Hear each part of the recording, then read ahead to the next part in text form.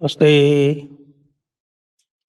आप सभी से अनुरोध है कि कृपया हमारे चैनल को सब्सक्राइब करें, वीडियो को लाइक भी अवश्य करें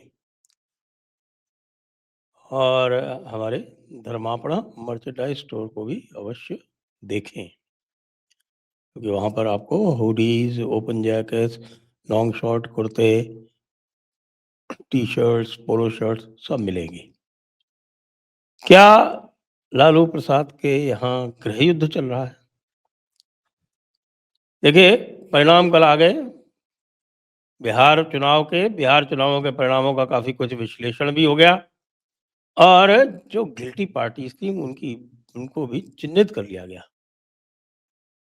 लेकिन वही लोग, यानी आप जानते हैं 4 पीएम जैसे लोग, उन्होंने एक अपनी नई कहानी शुरू की और ये कहा कि नहीं, नीतीश को नहीं बनाया जाएगा।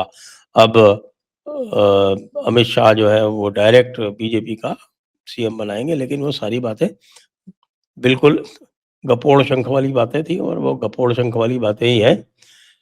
सारा का सारा मामला बिल्कुल सेट है और नीतीश कुमार ही अगले चीफ मिनिस्टर बन रहे हैं। ये बात पत्थर की लकीर है और गांधी मैदान में शपथ होगी और शपथ में प्रधानमंत्री मोदी आएंगे। यह भी लगभग पत्थर की लकीर की तरह बात बिल्कुल साफ है। कहीं कोई किसी प्रकार की दुविधा नहीं है। जो लोग भी उल्टी बात कर रहे हैं वो मूर्ख हैं और मूर्ख इसलिए हैं क्योंकि उनको यह जानकारी संभवतः नहीं है कि 12 जी हाँ, पूरे 12 सांसद हैं जेडीयू के, जिनके सहारे केंद्र सरकार चल रही है। इसलिए नीतीश कुमार भी मस्त है और अमित शाह और मोदी जो हैं उनके दिमाग में भी किसी प्रकार की कोई दुविधा नहीं है। ये तो हो गई बात एनडीए की। लेकिन दूसरी तरफ क्या चल रहा है? जैसा होता है जब कोई टीम हारती है तो फिर हार का विश्लेषण होता है और कई कोई टीम अगर बार-बार हारती है तो फिर विश्लेषण के साथ-साथ जो है वो फिर जूतम पेजार भी होती है। और इस समय राजद में ख़ास तौर से कांग्रेस का तो कुछ है ही नहीं बिहार में। उनको तो जो मिल गया वो मस्त है और उनकी कोई किसी भी तरह की हो भी नहीं सकती क्योंकि वहाँ पर जो राजकुमार का शासन जो है वो इतना तगड़ा है कि इसमें कोई कुछ कर भी नहीं सकता। सब कुछ उसी के हाथ में है। मुझे तो आश्चर्य होता है कि ये कैसी है पार्टी थी जो कहती है कि इसने आज़ादी की लड़ाई लड़ी थी। ये स्वयं की आंतरिक लड़ाई तो लड़ नहीं सकती और इसने कभी आज़ादी की लड़ाई लड़ी थी। कोई आज़ादी की लड़ाई-वड़ाई नहीं लड़ी थी। उस समय भी वो स्थिति यही थी, डिक्टेटरशिप थी, एक गांधी नाम के ही शख्स की और वो अपनी डिक्टेटरशिप में जैसे चाहता था, वो इस पार्टी को चलाता था। अंग्रेज़ों को सूट करती थी वो पार्टी, तो अंग्रेज़ उसको सहारा देते रहते थे, उसको कभी किसी भी प्रकार से अप्रासंगिक नहीं होने देते थे और कहते थे कि हाँ, ठीक है, हमारे जो भी एक्सपेरिमेंट हैं और जो भी हम ज़्यादा अधिकार वग़ैरह दे रहे हैं भारतीयों को, तो वो इसी को दे दो, ये जो है वो हैंडल करती रहेगी, ये हमारे हिसाब से चलती रहेगी। तो लालू कहा जा रहा है कि नज़रबंद है। ये मैं नहीं कह रहा, वहाँ के एक प्रसिद्ध विश्लेषक हैं कोई अवनीश सिन्हा जी और मैंने देखा अभिषेक तिवारी के शो पर, उसके बाद फिर अवनीश सिन्हा की टाइमलाइन पे जाके उसको चेक किया। तो ये भी बताया गया, जो मैंने चेक किया कि साहब कि वो हल्की बात नहीं करते हैं। तो वो पूछ रहे हैं कि क्या भई लालू नज़रबंद हैं? अभी देखिए रोहिणी आचार्य का जो ट्वीट आया था, जो मैंने अभी कल दिन में जो मैंने एक मेल्टडाउन वाला जो सेशन लिया था, उस मेल्टडाउन सेशन में उस ट्वीट को कई बार दिखाया भी था कि रोहिणी आचार्य क्या कह रही हैं कि भई संजय यादव और रमीज़ नहीं चाहते हैं कि मैं यहाँ रहूँ, तो मैंने अपने परिवार से नाता तोड़ रही हूँ। उसके बाद फिर उनका एक वीडियो भी आ गया और उस वीडियो में कह रही हैं कि साहब कि संजय यादव का नाम ले नहीं सकते। आखिरकार जो लोग रणनीति बना रहे हैं, उनसे ही तो पूछा जाएगा कि पार्टी की दशा इतनी खराब क्यों हुई? तो उसके ऊपर फिर हमको चप्पल से पीटा जाता है। कि हमारे ऊपर चप्पल उठाई जाती है, इस तरह की बात कही, हमारे ऊपर चप्पल उठाई जाती है और हमको निकाल दिया जाता है, तो इसका मतलब ये है कि साफ-साफ तेजस्वी यादव का पूरा क आप ये समझिए कि आतंक है इस समय लालू के परिवार में। तेजस्वी यादव दिखता भी है उसी तरह का है ना, मोटा, ताजा, मुस्टंडा बिल्कुल और हरकतें भी उसी तरह की हैं। तो बात हो रही है 2 लोगों की, संजय यादव और एक रमीज़ नेमत, कि ये संजय यादव और रमीज़ नेमत जो है ये ही पार्टी चला रहे हैं, पार्टी को आउटसोर्स कर दिया है तेजस्वी यादव ने इन 2 लोगों के हाथों में। आपको पता है कि तेजस्वी यादव बहुत पढ़े-लिखे नहीं हैं और वो दिल्ली में रहते थे, वहाँ क्रिकेट-विकेट खेलते थे और क्रिकेट-विकेट खेलने के साथ ही ये रमीज़ भी इनके साथ कहीं क्रिकेट खेलता था, तो इनका मित्र हो गया और ये संजय यादव भी क्रिकेट के ज़रिए ही उनके संपर्क में आए। संजय यादव हरियाणा के हैं। अब हरियाणा के यादव जो हैं वो दूसरी तबीयत के होते हैं। हरियाणा के यादव जो हैं वो उत्तर प्रदेश के और बिहार के यादवों से थोड़े फ़र्क होते हैं।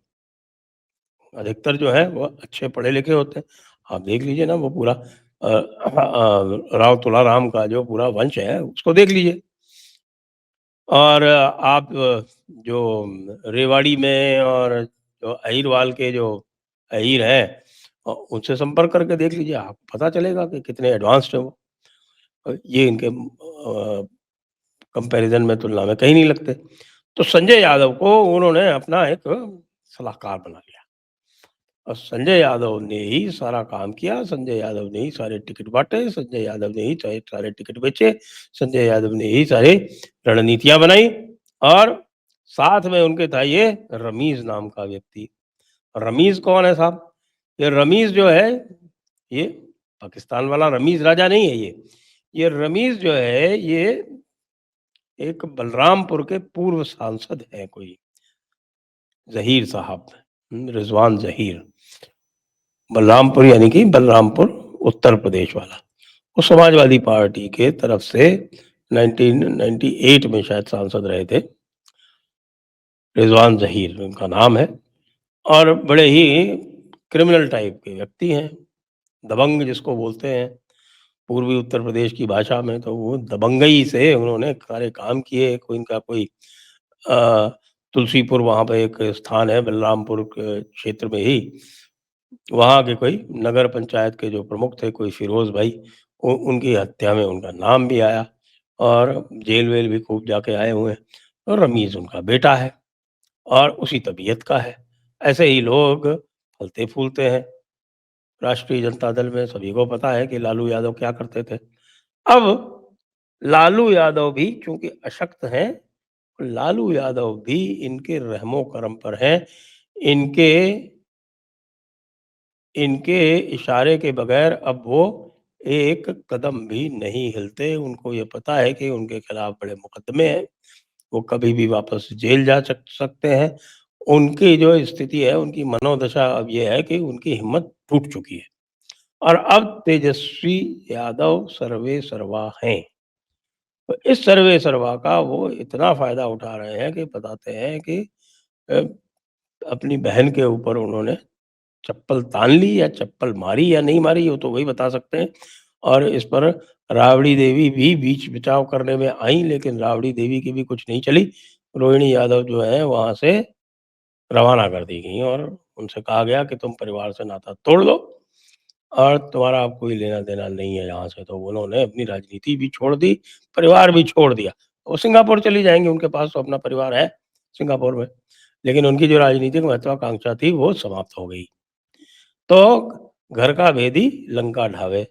इसीलिए संजय यादव को एंट्री दी और संजय यादव ने पूरी तरह से उसको पार्टी को कंज़्यूम कर लिया और संजय यादव के जो लाए हुए बाहरी व्यक्ति हैं, प्रियंका भारती जैसे या कंचना यादव जैसे, उनका बड़ा योगदान बताया जाता है, लोगों में एक राजद के प्रति नफ़रत का या वितृष्णा का भाव भरने में।